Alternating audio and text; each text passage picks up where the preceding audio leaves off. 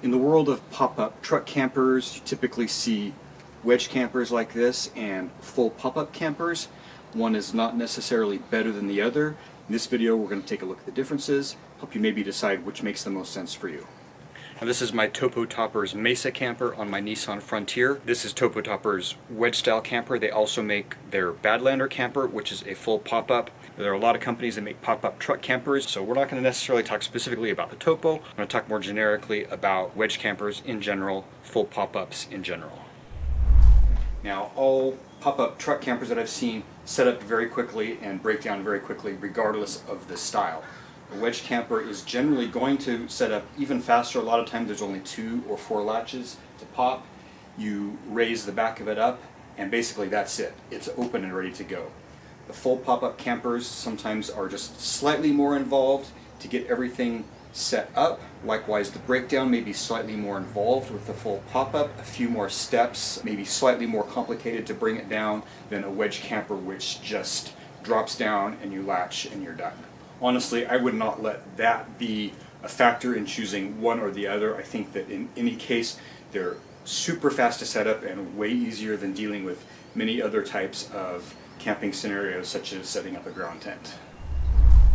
A wedge camper obviously having only 3 sides that are fabric and 1 surface that is all solid metal. You can point that into the wind, minimize how much wind is hitting the side of your camper, whereas a full pop-up, no matter what, it's going to take the wind. That said, every time I have been in a windstorm with this camper, I have happened to have been parked broadside to the wind and I've taken it on the side, and really it's been fine. But as a general rule, a wedge camper is probably going to ride out a windstorm better than a full pop-up.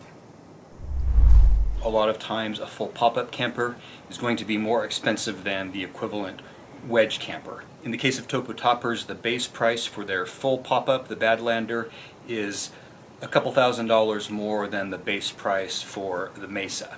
Obviously, not all companies offer one or the other. Some companies only sell wedge campers. Some companies only sell full pop-up campers. Some of the wedge campers that are out there, their base price is actually more expensive than, for example, Topo Toppers' full pop-up camper. But the most budget options in general in pop-up campers are the various wedge-style campers. Now, in a wedge camper, you have to sleep with your head towards the tailgate of the truck. There's just no way to sleep with your head towards the front of the truck in a wedge camper. You can't even get in and out of your sleeping bag. If you hear a sound in the middle of the night and, oh, yep, doesn't work. 2 disadvantages this poses. 1, you can't really sit up in bed to read.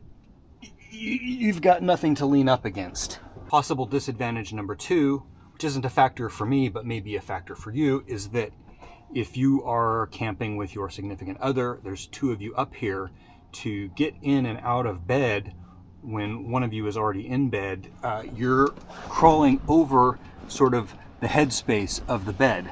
Whether you're walking on your own pillow, putting your hand in your partner's face, I'm not 100% sure exactly how that works. I know a lot of people do it, but it is something you may want to consider if there are 2 of you planning to camp on a regular basis. With a full pop-up camper, you can put your head towards the front of the truck, so your access to the bed is over the feet. This definitely seems more practical and convenient if there's 2 of you. Also, that gives you the ability to lounge in bed if you want to, hang out, sit up, read. That may also just simply allow more room for 2 people to move around within the bed space without being constricted by the roof of the camper sloping down over the foot of the bed. Now, I think one misconception some people may have with wedge campers is that when the bed is stowed and you're using your full truck bed as a living space in camper mode, the angled roof of the wedge camper in no way restricts your headspace. In fact, at the tailgate end of the truck, the roof is actually higher than on a full pop-up camper, and all the way forward in the truck, I still have ample headroom. In fact, there's enough room underneath most wedge campers that you can usually have a drawer system installed in the back of your truck and still walk around and still have headroom. Now, full pop-up campers also allow more than adequate headroom for the full space of your camper when the bed is stowed, but headroom is definitely not an issue with wedge campers. This is a large, roomy space with a vaulted ceiling. It feels very spacious and not constricted in the least. Okay, well that was short and sweet, and I hope you found that helpful or useful in some way if you're trying to figure out which type of pop-up camper makes the most sense for you, whether you go with a wedge camper or a full pop-up camper. Either of them makes a great solution for camping with a pickup truck. This is by far my favorite way I've ever camped. I love the speed and simplicity of setting this up, breaking it down. I love the comfort of having an interior space. I love that the canvas walls still give you a sense of being in the outdoors as opposed to being, you know, in a fully metal box of some sort. I mean, we are out here to camp and enjoy the outdoors after all.